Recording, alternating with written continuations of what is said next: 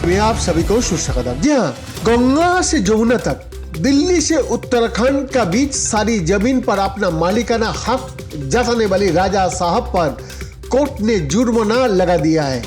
जज ने कहा याचिका से अदालत का समय खराब किया गया है।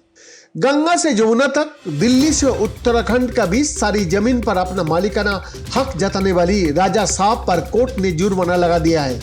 दिल्ली, गुड़गांव और उत्तराखंड के आगरा, मेरठ, अलीगढ़ समेत 65 रेवेन्यू स्टेट पर दावा करने वाली कुंवर महेंद्र ध्वज प्रसाद सिंह पर हाई कोर्ट ने 10,000 रुपया का जुर्माना लगाया है। वेसवा अविभाज्य राज्यों का खुद को वारिस बताने वाली याचिकाकर्ता ने कहा कि उनके क्षेत्र का भारतीय संघ के साथ विलय भी नहीं हुआ है।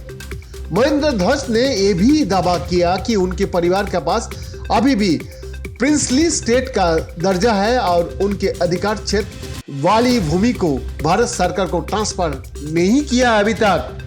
बार एंड बेंच की एक रिपोर्ट के मुताबिक याचिकाकर्ता महेंद्र ने कोर्ट से ये भी गुजारिश की थी कि वो सरकार को आदेश की सप्रभु वेसवा अविभाज्य राज्यों की जो विलय की आधिकारिक प्रक्रिया शुरू की जाए और 1950 से इन भूमि के लिए अर्जित राजस्व उसके हवाले किया जाए।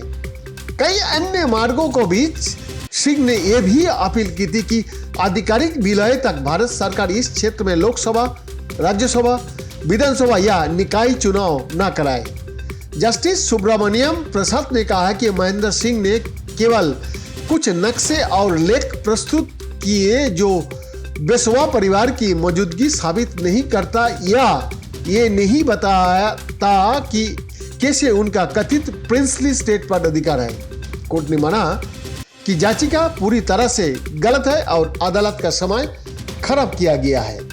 कोर्ट ने आगे कहा, इस न्यायालय की राय है कि रिट याचिका पूरी तरह से गलत है।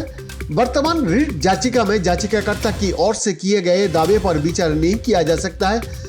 याचिकाकर्ता ने सिर्फ कुछ नक्शे, ऐतिहासिक खाते प्रस्तुत किए हैं जिस पर कोर्ट की राय है कि इससे वेसवा परिवार की मौजूदगी या याचिकाकर्ता का अधिकार साबित नहीं होता। कोर्ट ने याचिका खारिज करते हुए 10,000 रुपया का जुर्माना लगाया।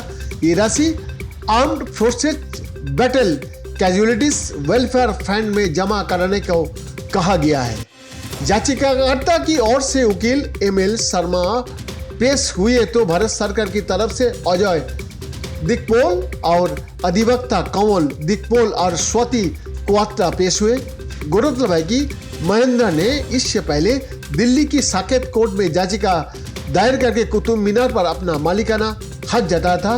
कोर्ट ने इस याचिका को 20 सितंबर 2022 को खारिज कर दिया था। डीएन का रिपोर्ट, FTV हिंदी।